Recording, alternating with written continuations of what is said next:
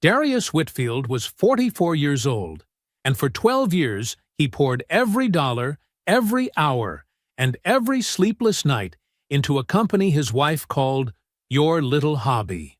While he made cold calls at 11 p.m. from a spare bedroom, Portia managed their household finances and quietly decided he wasn't worth the bet.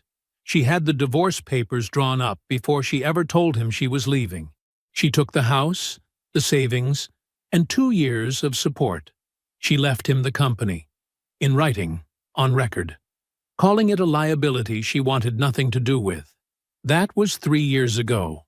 Then Darius closed a $300 million federal contract, and within weeks his ex-wife walked into his lobby with a lawyer at her side and a legal motion in hand, looked him in the eye, and told him she was entitled to her share of everything they built together.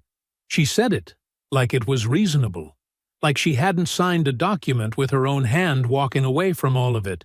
She looked at him like he was still the man she'd walked away from. She had no idea who was standing in front of her now.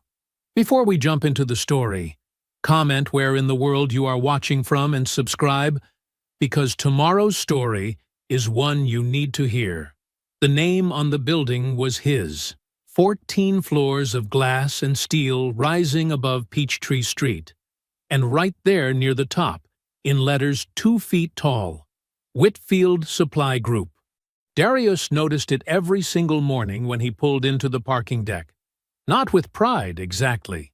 More like quiet confirmation, like checking a fact he still needed to verify. Inside his corner office, the Atlanta skyline stretched wide behind him through floor-to-ceiling windows. The morning sun cut clean across his desk, lighting up the stack of documents that Kezia had placed in front of him at exactly 8 o'clock. The same time she always arrived. The same way she always worked. Quietly.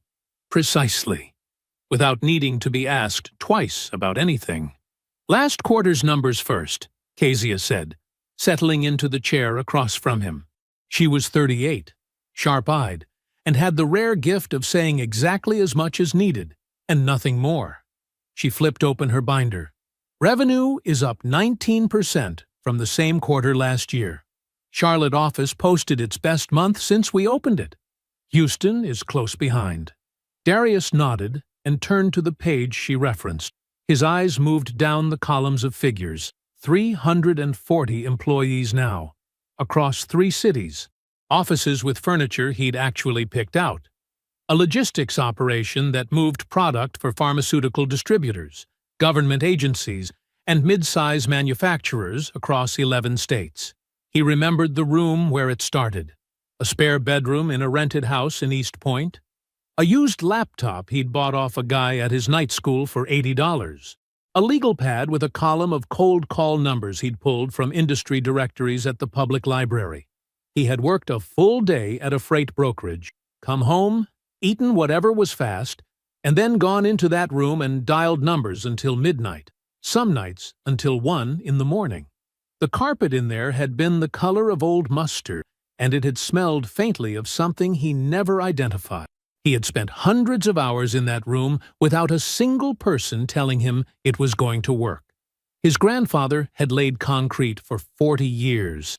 His father had spent 30 of his best years on his knees in other people's buildings, installing HVAC units, coming home with grease on his forearms and a quiet dignity that Darius had not fully understood until much later. Neither of them had ever worked in a building with their name on it.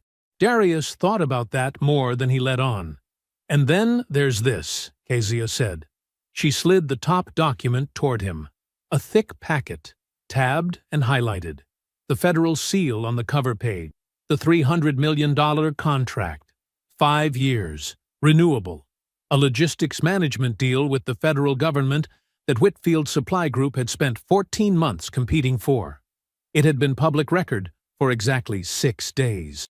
The Atlanta Business Chronicle had run a piece on it Thursday. A national trade publication had picked it up by Friday. "Performance benchmarks are aggressive," Kezia said, "but we're already built for them. I don't see a quarter where we're not ahead of projection." She paused, then added, with the smallest lift at the corner of her mouth, Your little hobby did all right. Darius looked up from the page. She said it without apology and without cruelty. She had heard him use that phrase once, about 8 months into her time with the company, when he'd told her the short version of the divorce. She had never brought it up again until right now, and the way she said it, flat and factual, the words landing like a verdict, made something shift in his chest. A release of pressure he hadn't realized he'd been holding. "Yeah," he said. "It did." He turned back to the contract, initialed where Fletcher had tabbed it, turned each page carefully, the way he always handled documents that mattered. Not rushing, not performing efficiency, just doing the thing right, because doing it right was the only method he'd ever trusted. He was on the 3rd tab when the phone on his desk buzzed. He pressed the speaker button without looking up. "Go ahead." The voice of his front desk associate came through, careful and slightly uncertain, the tone people used when they weren't sure how the next sentence was going to land. "Mr. Whitfield, I'm sorry to interrupt. There's a woman down here in the lobby. She says she's your wife." A beat. "And there's a man with her. He says he's an attorney." The room was very quiet. Kezia did not move. She did not look away from him, but she went still in the way people go still when they understand that something has just changed in a room. Darius set his pen down on the desk. Slowly, he looked at the federal contract in front of him, at his name printed at the top of the page, at the seal, at the figures that represented everything the spare bedroom had been reaching toward. Then he pressed the button again. "Tell them I'll be down in 10 minutes. He did not rush. That was the first thing. He went to his private bathroom, ran the cold tap, and pressed both hands flat against the edge of the sink. The marble was cool beneath his palms.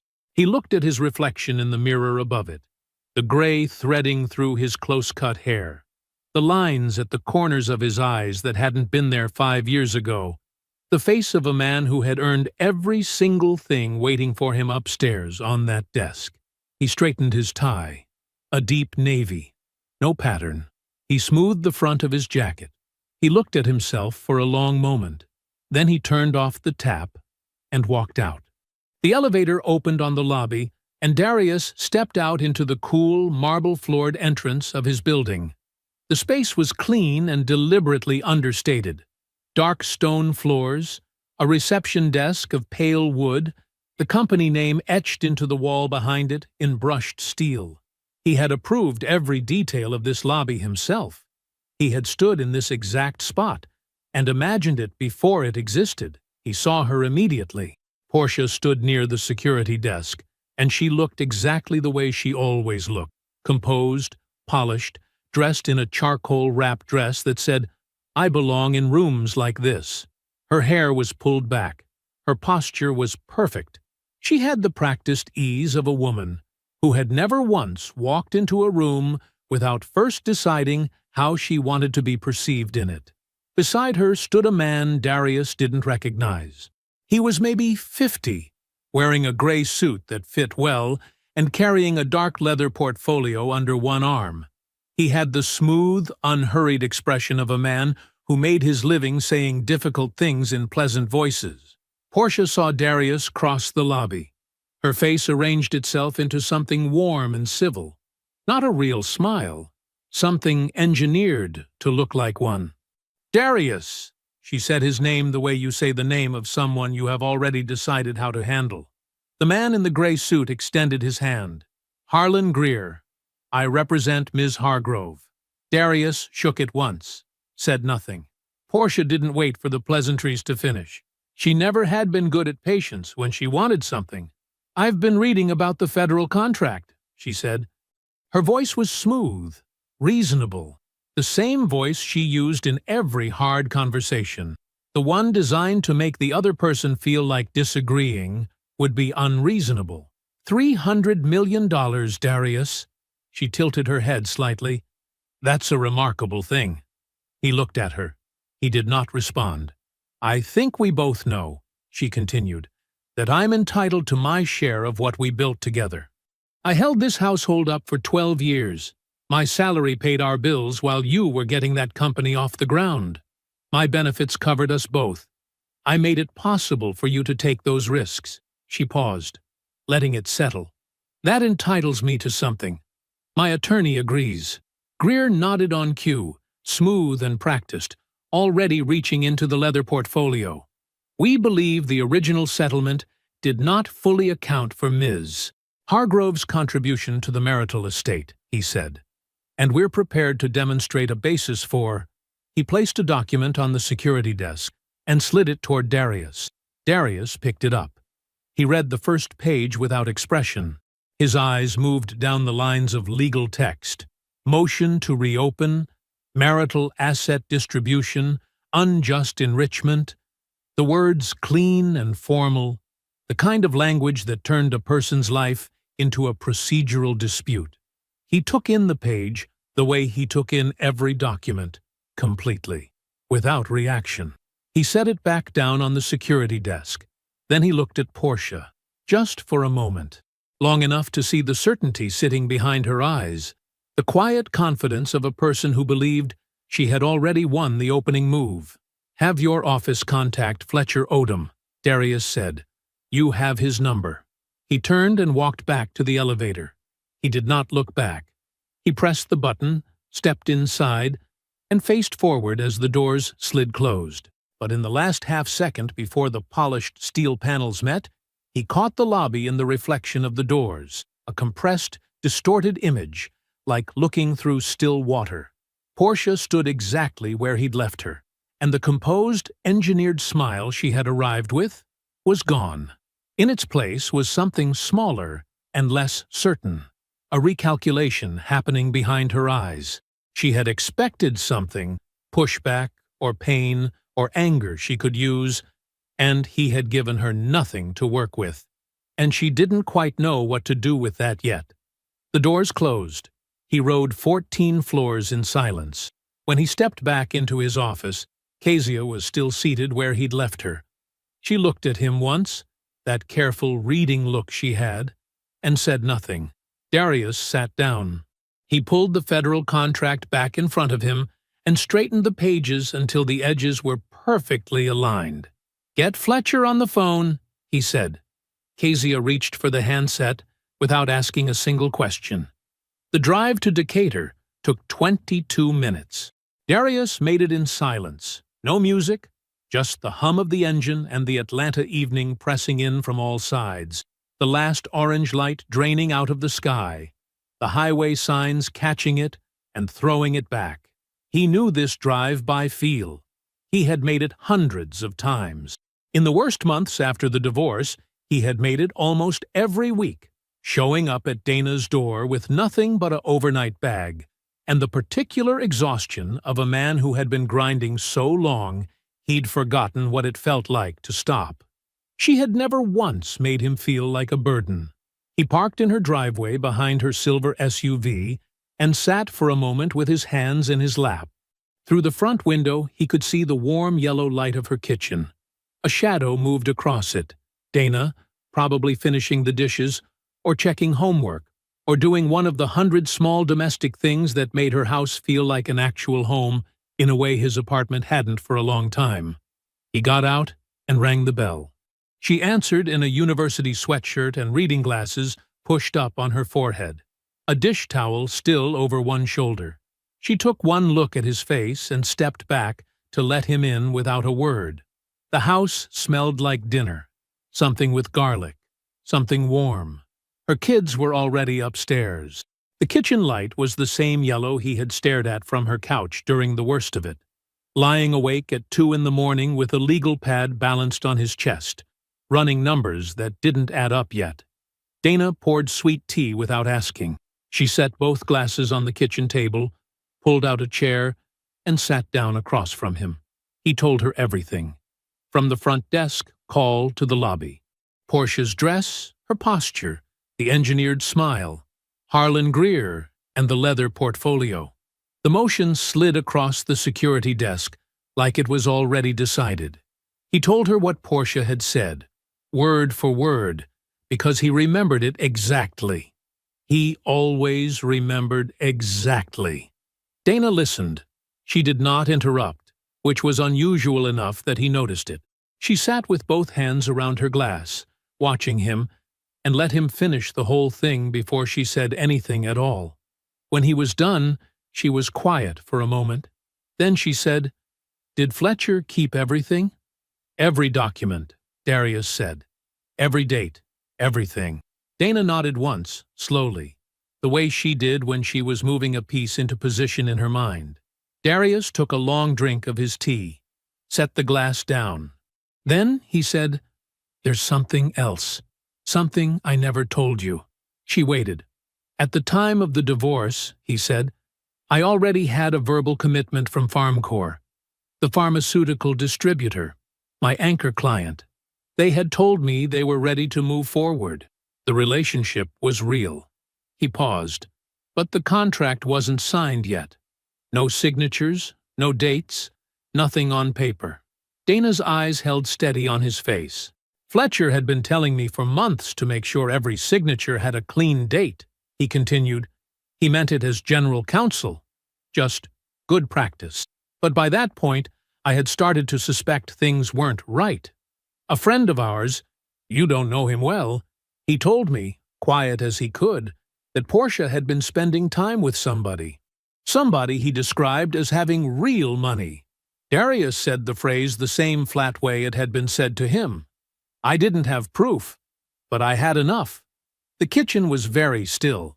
So I called FarmCorp and told them I needed 6 more weeks before we formalized anything.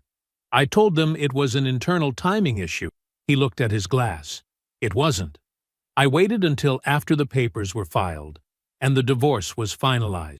And then I signed." He looked up at Dana. "I didn't hide anything. There was nothing to hide. The contract didn't exist yet on paper. I just made sure that when it did exist, every date was clean. Legal, documented. Fletcher made sure of that." Dana hadn't moved. She was looking at him the way she used to look at students she was deciding whether to believe. Except this wasn't skepticism. It was something closer to awe, slowly recognizing itself. "You already knew she was leaving," she said. "I suspected," Darius said. "So I got ready." The refrigerator hummed in the corner. Somewhere upstairs, one of the kids shifted in a creaking bed. The yellow kitchen light held them both in its small, warm circle. Dana looked at her brother for a long moment. Really looked at him. The gray at his temples, the steadiness in his eyes, the particular stillness of a man who had made his decisions and lived inside them cleanly. "Darius," she said. She said it quietly. "The way you say something when words are almost not enough for what you mean. You are your grandfather's child." He said nothing. He didn't need to. He picked up his glass, and they sat together in the quiet of her kitchen, and outside the Atlanta night settled in around the house like it always had, indifferent to everything, patient as concrete, old as the ground itself. The call came at 8:47 in the morning. Darius was at his desk with coffee and the draft language for a contract amendment, the Atlanta skyline gray and low behind the windows, clouds sitting heavy on the city like a lid. Kezia had already been in and out twice. The day was moving the way good days moved, with purpose, without noise. Then his phone lit up. Fletcher. "Sit down," Fletcher said, before Darius could speak. "I'm already sitting." "Good." A pause, the kind Fletcher used when he was ordering his thoughts before he delivered them. "I've been doing discovery prep since yesterday afternoon. Background research, financial filings, public record pulls. I wanted to know exactly what we're dealing with before I said anything." "Tell me," Fletcher told him. Roland Voss, the man Portia had left Darius for, the man with the real money, the real estate developer with the big name and the bigger condo, had filed for Chapter 11 bankruptcy protection 4 months ago. Not a rumor. Court record. Filed in the Northern District of Georgia. Case number available to anyone who wanted to look. His real estate company, which had been valued on paper at somewhere near $40 million, was worth approximately $800,000 after debt. 4 months of legal proceedings had already made that number worse. Staff had been laid off. 2 active development projects were frozen. His name, which had been attached to ribbon-cutting ceremonies and glossy investment brochures, had gone quiet in the business pages in a way that, once you knew what to look for, told the whole story. The luxury condo Portia had moved into was in foreclosure. Darius was quiet for a moment. He set down his pen. "What's her picture look like?" he asked. Fletcher didn't soften it. "Not good. The settlement money is gone. The house sale cleared a decent number when she moved in with Voss, but that was 3 years ago, and there's nothing left of it that we can find. Her spousal support ended 18 months ago. She's on her hospital administrator's salary, which is real money, but she's carrying expenses that salary wasn't sized for. The life she's been living cost more than Roland actually had." Another pause. "She didn't come back because she believes she's owed something, Darius. She came back because she needs it. That contract going public gave her a number to chase and an address to walk to." Darius looked out the window. A pigeon was sitting on the ledge across the street, perfectly still, doing nothing in particular. "What does she actually have?" he said. "Legally." Fletcher was precise about it because Fletcher was always precise. The original waiver was strong. Portia had signed away all interest in the company in clear language, on the record, with her own attorney present. Darius's timing on the FarmCorp contract gave them clean post-divorce dates on every document that mattered. On the foundational question of marital equity in the company, she had almost nothing. But her attorney isn't arguing marital equity, Fletcher said. He's smarter than that. He's arguing unjust enrichment. The theory is that Portia's income, her salary, her benefits, her financial stability, is what allowed you to take entrepreneurial risks you couldn't have taken on your own. That she was the floor you built on. That without her holding the household together, there would have been nothing to grow. A beat. It's not a frivolous argument. I need you to hear that. Some judges have found it compelling. The right courtroom, the right presentation, the right optics. It's not a slam dunk for us. How messy could it get? "A year," Fletcher said. "Maybe more. Real legal fees, real depositions, and even if we win, which I believe we would, it becomes a story. The press has already picked up the contract announcement. Add a divorce claim, and it becomes a different kind of story." The pigeon on the ledge shifted, then settled again. Darius thought about Portia in the lobby yesterday morning. The composed smile, the tilt of her head, the way she had said $300 million like she was simply reading a number off a page, neutral and factual, when what she was actually doing was telling him she'd been watching, that she had seen it, that she had waited to see how big it got before she moved. He thought about the document she had signed 3 years ago. Her own words, notarized. "I want nothing to do with that business." She had called it a liability. He picked up his pen. "Then we don't litigate it away," he said. "We end it." Fletcher was quiet for half a second. "How?" "The way I end everything," Darius said. "Completely." The records came up on a Wednesday. Darius had asked Kezia for them 2 days after Fletcher's call. All incorporation documents, operating agreements, and financial filings predating the divorce. Everything from the first year of the company forward. Kezia didn't ask why. She simply said she'd have them pulled and organized by end of day. And she did, because that was how Kezia operated. By 4 o'clock, a thick manila folder was sitting on the edge of his desk with a sticky note on the front that said, "Pre-divorce." All of it. K. He didn't open it right away. He let it sit there while he finished the rest of his afternoon. There was work to do, and the work didn't stop because his ex-wife had walked into his lobby with a leather portfolio lawyer. He answered emails. He reviewed a vendor proposal. He signed off on a staffing change in the Charlotte office. Then, at 6:15, when the floor had emptied and the city outside was going amber and gold, he opened the folder. He read for 45 minutes. At 7, he picked up his phone and called Perry Langston. Perry answered on the second ring, the way he always did, like he had been expecting the call and saw no point in pretending otherwise. "Darius." His voice was low and unhurried, the voice of a man who had been in enough rooms to know that most things worth saying didn't need to be rushed. "I heard about the contract, front page of the business section." "Yeah," Darius said. "That's part of what I'm calling about." A short silence. Then Perry said, "She came back." It wasn't a question. "She came back," Darius confirmed. Perry exhaled slowly through his nose.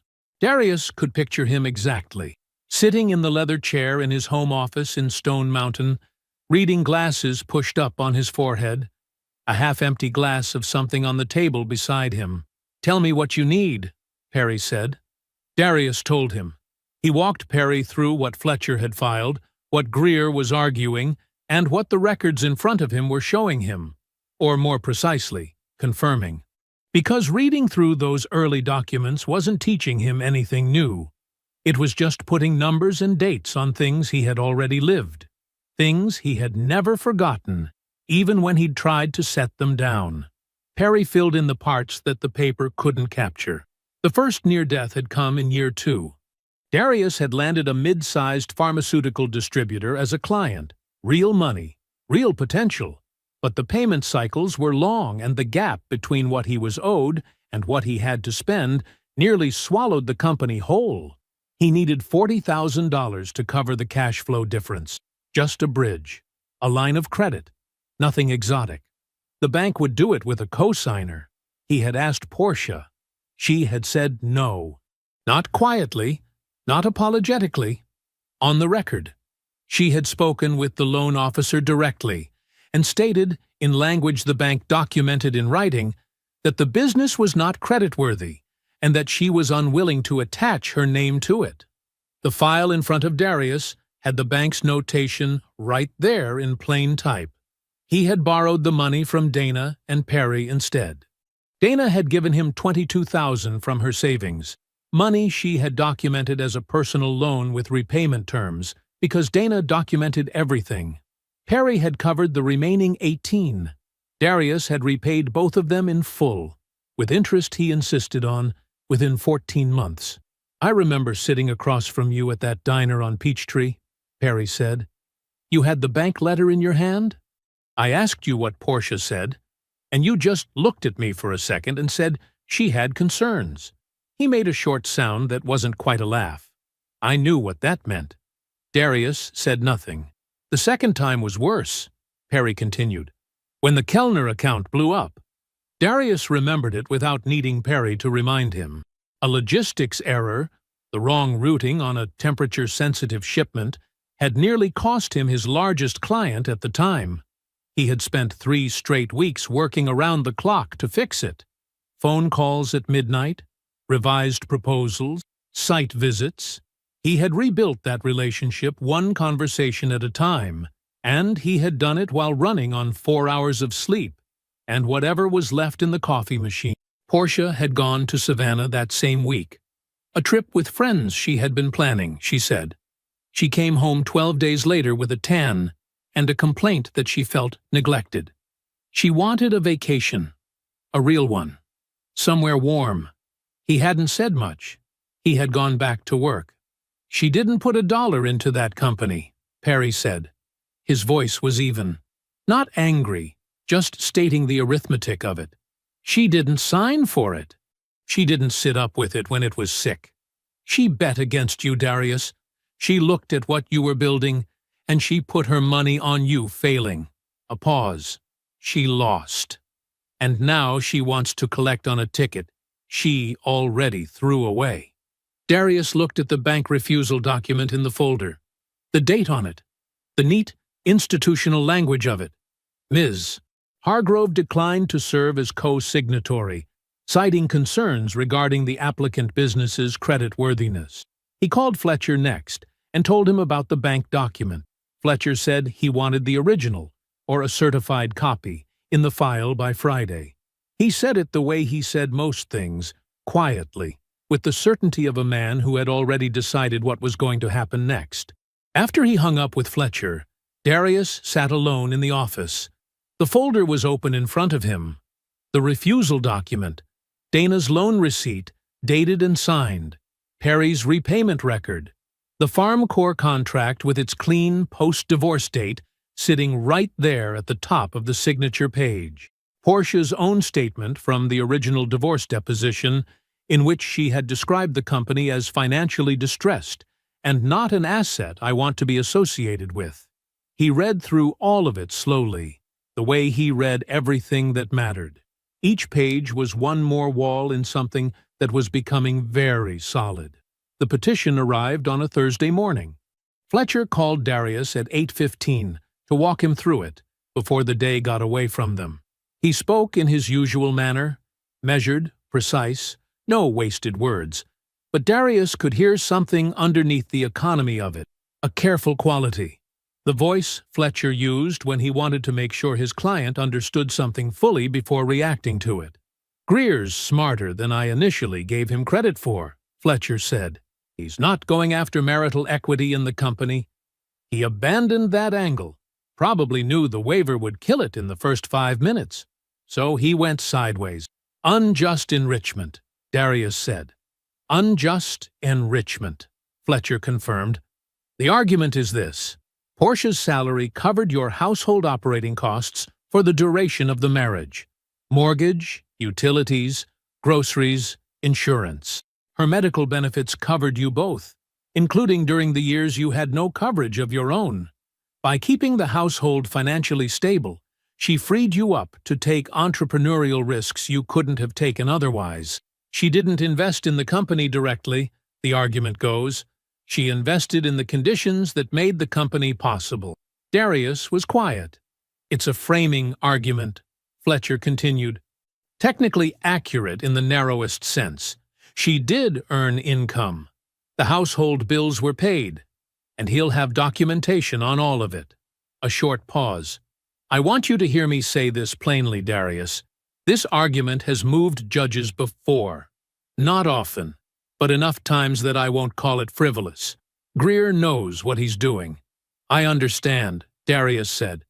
"The deposition is still on for Tuesday. You'll be present. You won't need to say much." "I know," Darius said. "I just need to be in the room." Fletcher's conference room was on the 9th floor of a building on Peachtree Center Avenue. Clean lines, neutral colors, a long mahogany table that had witnessed 100 versions of this particular kind of reckoning. Darius arrived first. He poured himself a glass of water, sat down on his side of the table, and waited. Portia came in 7 minutes later, Greer at her shoulder. She looked good. That hadn't changed. She was wearing a charcoal blazer over a cream blouse, her hair pulled back in a way that was professional without being severe. She carried herself the way she always had, with a composed, unhurried ease, like a woman who had decided in advance how the room was going to feel about her and saw no reason to doubt her own judgment. Her eyes found Darius immediately when she entered. He met them without expression. Then he looked down at the notepad in front of him and made a small mark on it, nothing meaningful, just the motion of a man settling in for work, and did not look up again until the court reporter called for attention. The deposition began. Portia was polished. She had been coached well, and she wore the coaching naturally, which made it more effective. She spoke about the early years of the marriage with a quiet steadiness that was easy to find sympathetic. A woman who had worked hard, carried a household, supported a husband's ambitions without complaint, and asked for very little in return. "I was the financial anchor," she said at one point, her voice calm and factual. "Darius had the vision. I had the stable income. I made sure the lights stayed on and the mortgage was paid while he built what he was building. I didn't begrudge that. I believed in our life together. None of it was false. The lights had stayed on. The mortgage had been paid. She had worked, and her income had been real. But she was describing the walls of a room and calling it the architecture of the house. Darius sat across the table and said almost nothing. He answered the procedural questions when they were directed at him. He did not interrupt. He did not shift in his chair. He simply listened to her, the way you listen to something you have already fully understood, and watched. For most of the deposition, Portia did not look directly at him. She kept her attention on Greer, on Fletcher, on the court reporter's moving fingers. Her performance was smooth and consistent. Then, about 40 minutes in, she said something about the household insurance and glanced across the table to gauge the room, and found Darius looking at her. Not with anger, not with contempt, with nothing at all. Just watching, completely still, like a man sitting in a room where he already knew every word that was going to be said before anyone said it. Her next sentence came out fractionally slower than the one before it. A beat, barely noticeable. Her gaze moved away from his and back to Fletcher, and she recovered smoothly, but the recovery itself was the tell. She had expected something from him, some visible reaction, some sign that she was landing. There was nothing to find. The deposition concluded 90 minutes after it began. Portia and Greer gathered their materials and left the conference room with the measured courtesy of people who believed they had performed well. The door closed. Fletcher stacked his notes and looked across the table at Darius. "You ready to show them what we have?" Darius capped his pen. "Not yet," he said. "Let her feel safe a little longer." Fletcher nodded once, slow, deliberate. The nod of a man who recognized the difference between a client who was reacting and a client who was positioning. He picked up his notes and said nothing further. Fletcher called Dana at 6:15 that evening. Darius had asked him to make the call personally, not because Dana needed the formality, but because Fletcher's voice carried a specific gravity that made people understand something mattered without him having to say so twice. Dana picked up on the second ring. "Ms. Whitfield Cross," Fletcher said, "I'm calling at your brother's request. I want to ask you something directly, and I want you to take your time before you answer." "Go ahead," Dana said. "In the period before the divorce, the 12 to 18 months leading up to the filing, did you retain any documentation of conversations you had with Portia Whitfield? Written, electronic, or recorded?" A short silence. "What kind of documentation?" Dana asked. "Any kind," Fletcher said. "Texts, emails, voice recordings, anything that captured her words directly." Another silence, longer this time. "Let me check something," Dana said. "I'll call you back." She went to her phone's voice memo folder the way she went to everything, efficiently, without drama. The folder was long. Years of entries, most of them labeled with dates and short descriptions in her own shorthand. Parent conf, Johnson family, discipline hearing, noun oct. Dozens of them.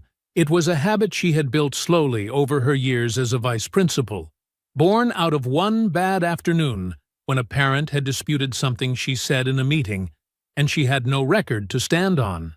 After that, she recorded. Not every conversation, but the ones that turned adversarial, the ones where she felt the ground shift under her and knew from experience that the shift mattered.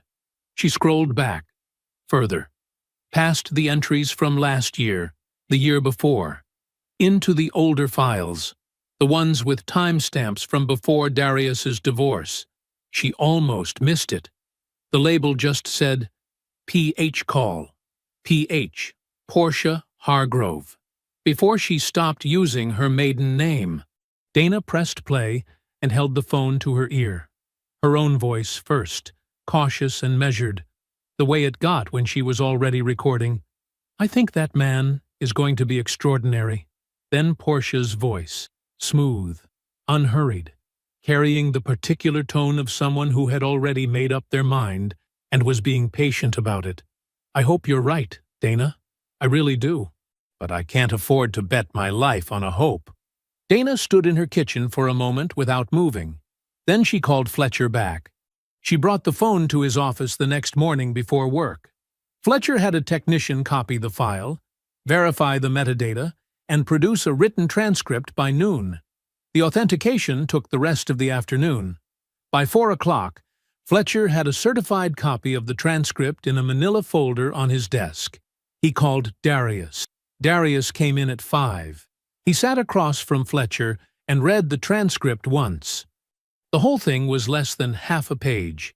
He read it slowly, the way he read contracts, taking in each line completely before moving to the next. When he finished, he set it down on Fletcher's desk. He was quiet for a long moment. His hands were flat on the table. He was not clenching them. Fletcher did not fill the silence.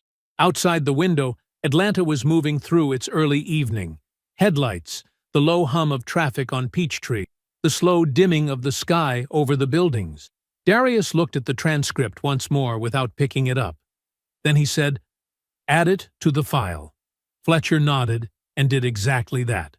The following morning, Darius was at his desk, reviewing logistics projections with Kezia when his front desk called up. "Mr.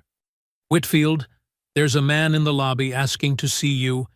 He doesn't have an appointment. He says his name is Roland Voss." Kezia looked up from her laptop.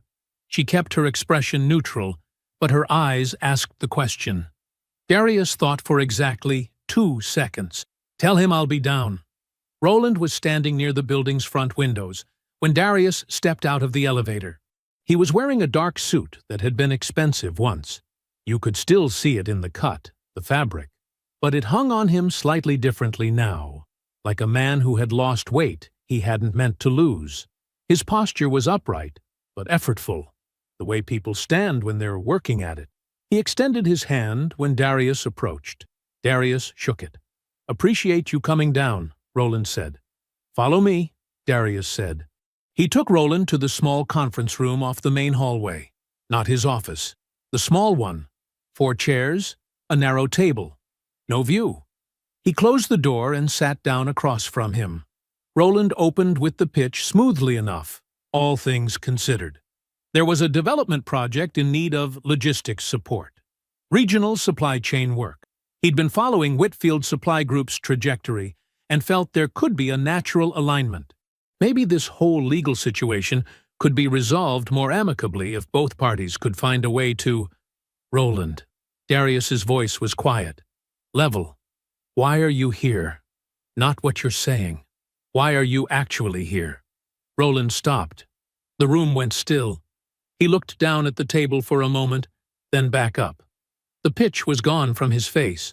What was underneath it was smaller and more honest. "She's going to lose, isn't she?" he said. Not a question. "Yes," Darius said. Roland nodded slowly. "And then she'll know she spent everything." He said it like a man reciting a sentence he'd already tried and failed to rewrite. "And she'll look at me and—" "That's between you and her," Darius said. He stood, buttoned his jacket, and opened the conference room door. Roland didn't move for a moment. Then he got up, picked up his portfolio, and walked toward the lobby without another word. Darius went directly to Kezia's desk. "Document that visit," he said. Time, date, who he is, what he said. Full summary. Kezia was already reaching for her keyboard. The building was quiet by 8 o'clock. The cleaning crew had come and gone. The receptionist had locked the front desk. Kezia had stopped by his doorway at 6:30, coat on, bag over her shoulder, and said, "Go home at a reasonable hour," the way she always did. Not quite a request, not quite a command. He had nodded. She had not believed him. She was right not to. Darius was still at his desk at 8:45.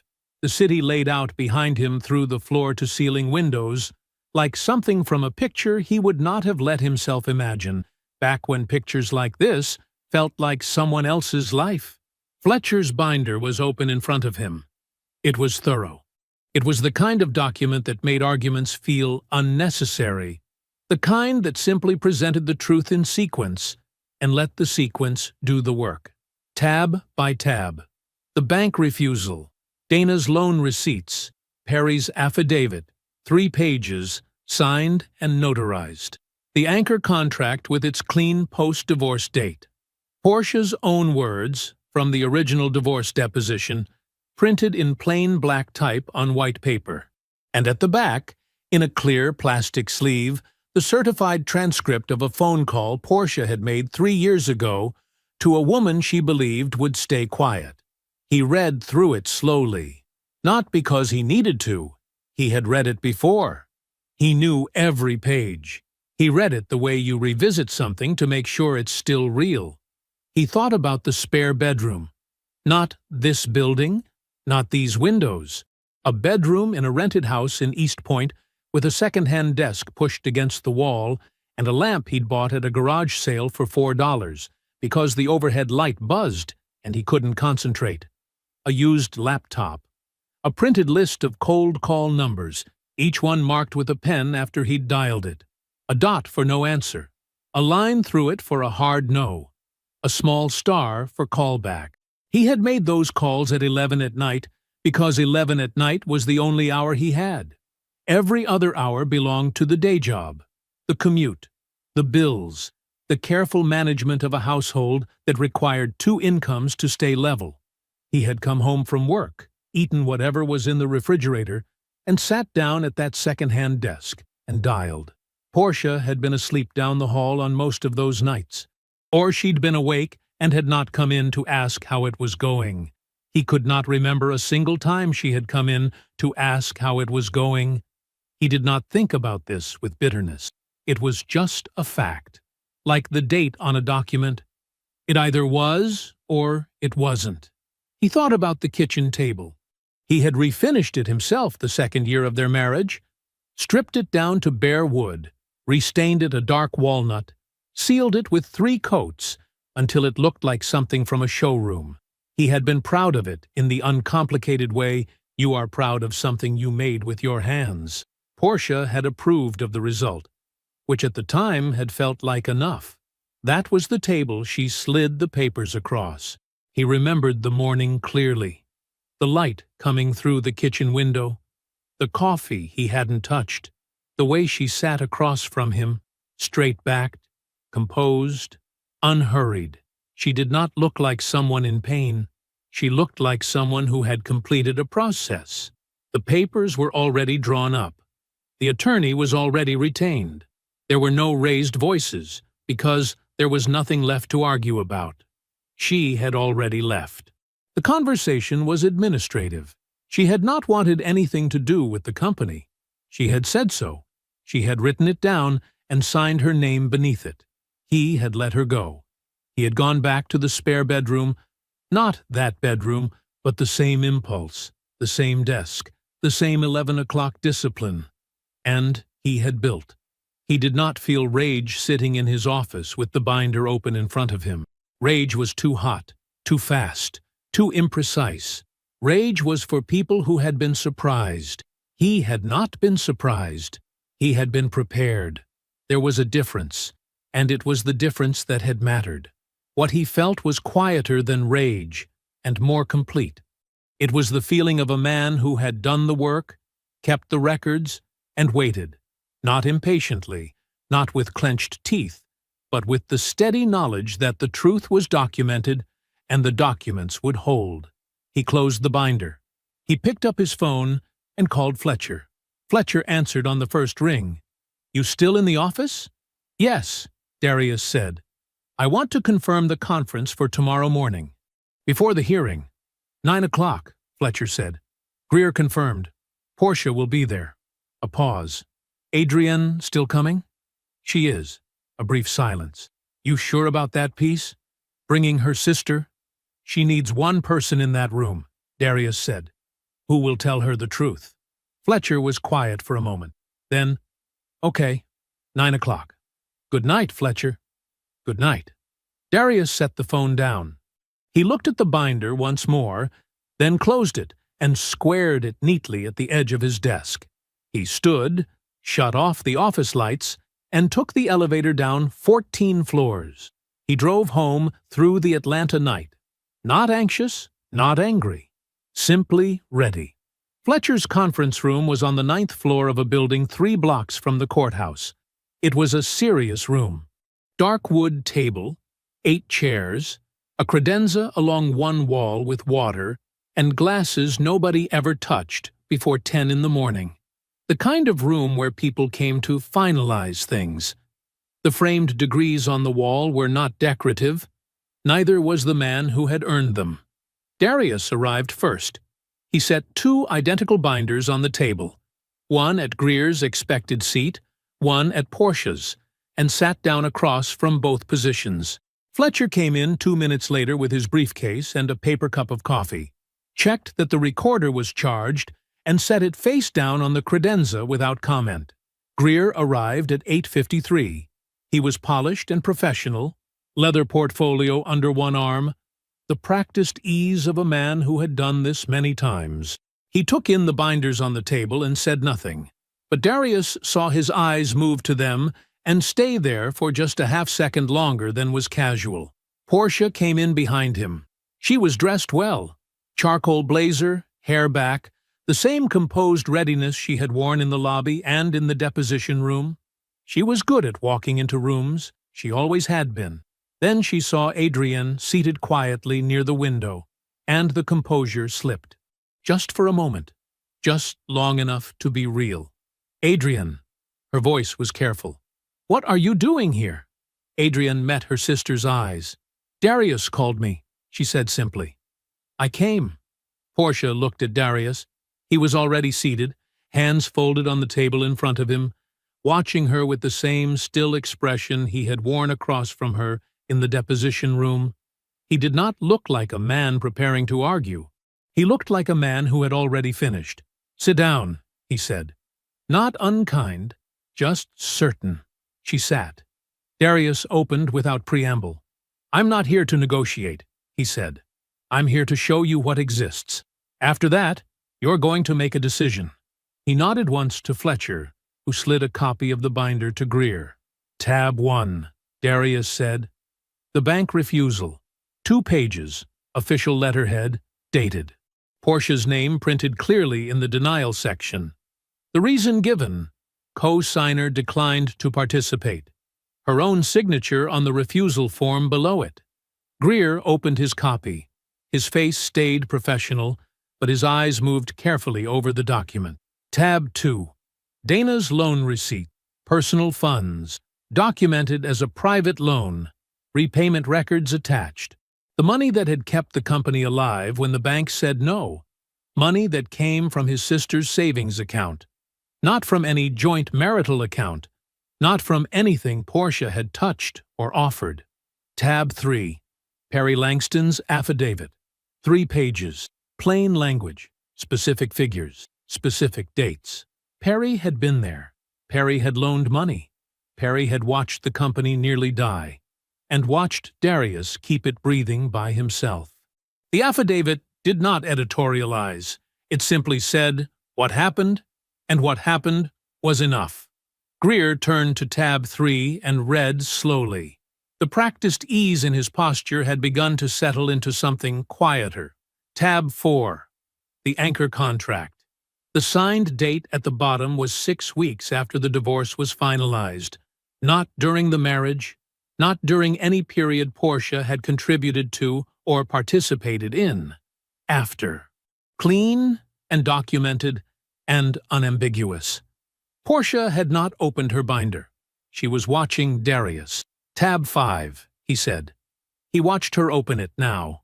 Watched her eyes find the document, her own words, from her own deposition in the original divorce proceedings, transcribed and printed. Financially distressed and not an asset I want to be associated with.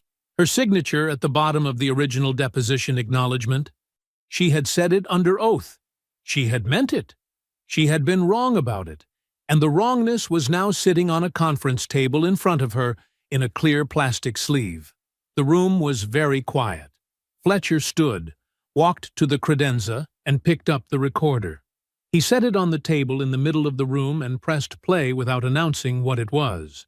The recording was clean. Dana's phone had captured it clearly, the way phones do when they are held still and the room is quiet. Portia's own voice came out of the small speaker. "I hope you're right, Dana." but I can't afford to bet my life on a hope." Fletcher stopped the recording. No one spoke. Greer looked at his client. The expression on his face was not the expression of a man reassessing his argument. It was the expression of a man who understood he did not have one. Portia was very still. Darius closed his binder. "I built this alone," he said. His voice was even. "No heat in it, no performance. You made sure of that when you left. You declined to sign. You declined to invest. You said what you said to my sister, and you said what you said in court, and you put your name under all of it." He let that sit for exactly one breath. "You are not entitled to what I built after you walked away." He looked across the table. "Dismiss the motion today, and we are finished. You walk out of here, and we never speak again." A pause. "If you don't, every document in this binder becomes public record. Every word, every date, every signature." He turned to Adrienne. "I called you," he said, "because she deserves one person in this room who will actually be honest with her." Adrienne had been still and watchful through all of it. Now she turned to her sister. The two women looked at each other, and something passed between them that had nothing to do with lawyers or documents. Something older than that. Something that belonged only to the two of them. "Portia," Adrienne said quietly. "Let it go." Portia said nothing, but the thing behind her eyes, that careful, composed calculation she had carried in from the door, shifted. Something gave way in it, slowly, like a structure finally admitting the weight it had been holding. For the first time since she had walked into his lobby with a lawyer and a leather portfolio and a smile that didn't reach her eyes, Portia Whitfield looked like a woman who understood she had already lost. Judge Annette Pruitt ran a quiet courtroom. No excess, no ceremony beyond what the law required. She had been on the bench for 19 years, and the economy of her manner, the way she moved through proceedings without wasted motion, told you everything about how she felt about people who wasted her time.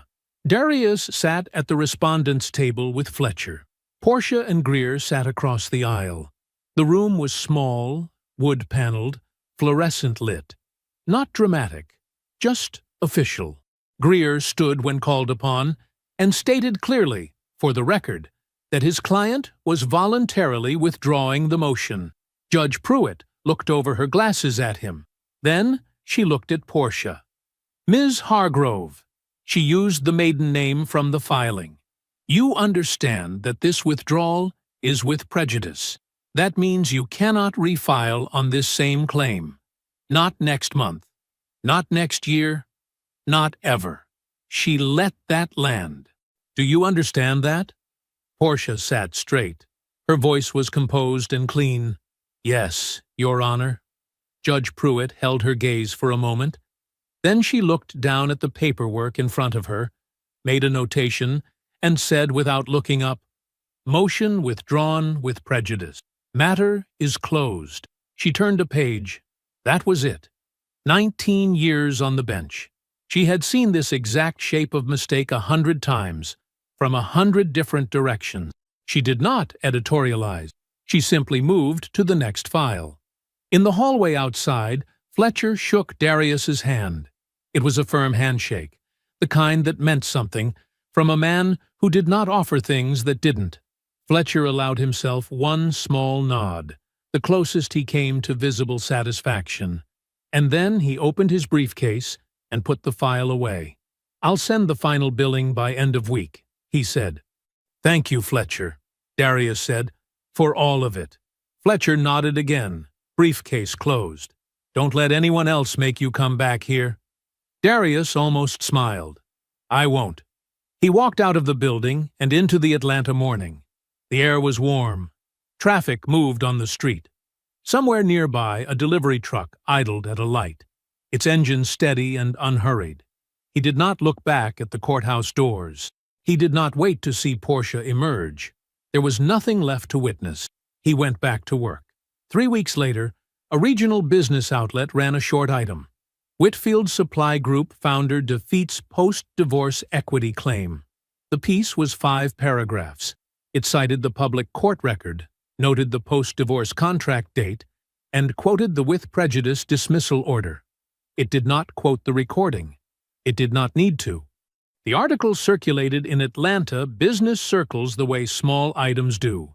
Quietly, thoroughly, person to person. People who knew Darius read it and were not surprised. People who didn't know him read it and remembered his name.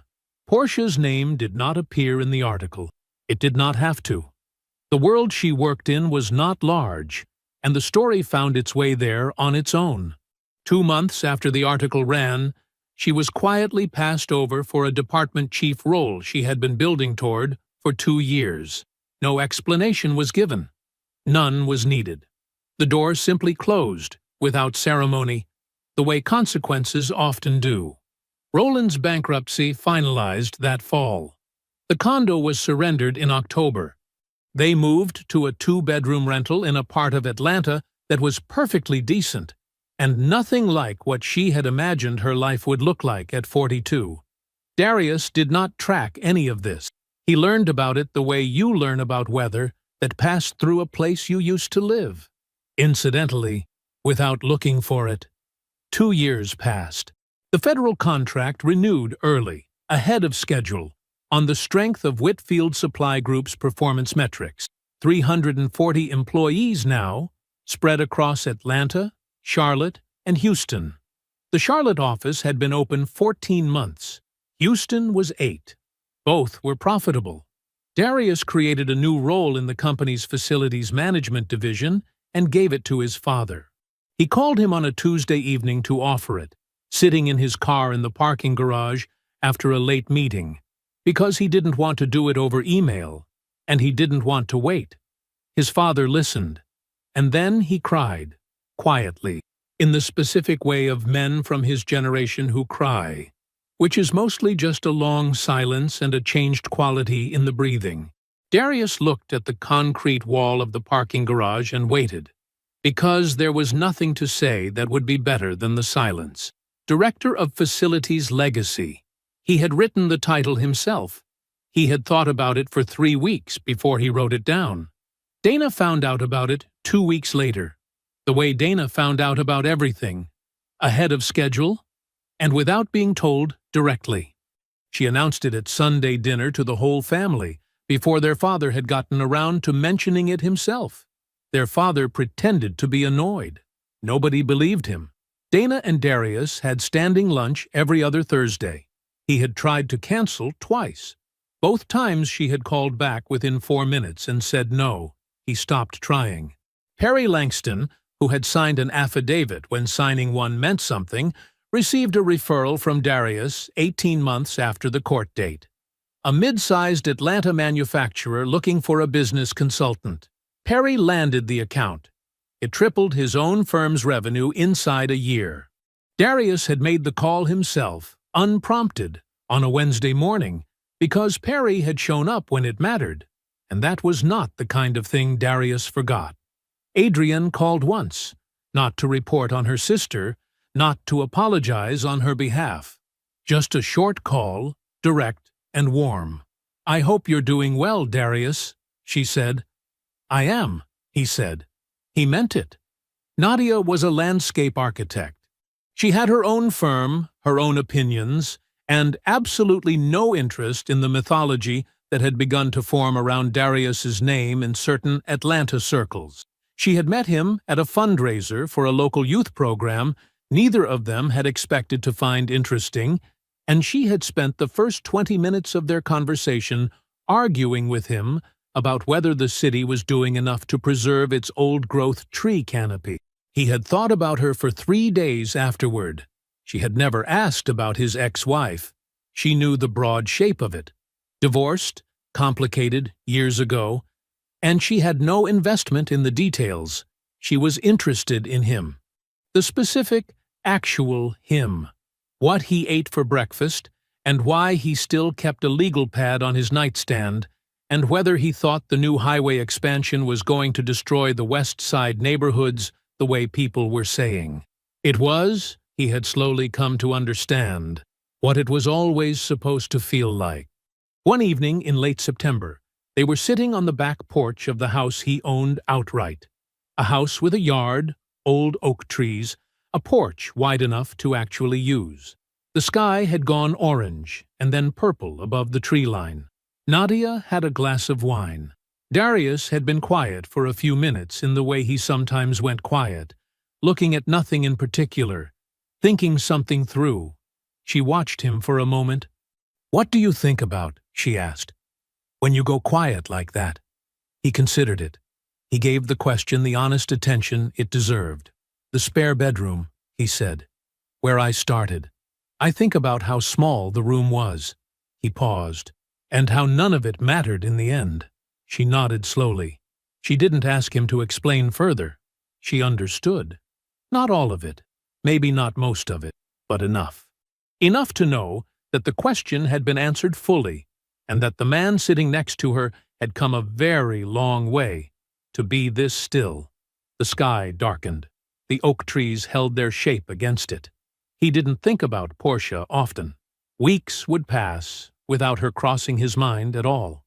But occasionally, sitting in a first-class seat on a flight to Washington, or watching a pen move across the bottom of a contract with more zeros than he had once let himself believe was possible for a man with his last name and his starting point, he thought about one document, one she had signed with her own hand, in her own words, of her own free will. "I want nothing to do with that business." He had given her exactly what she asked for. I hope you enjoyed that one. Be sure to like the video and subscribe so you don't miss the next story. I've picked out 2 more for you that I think you'll really like.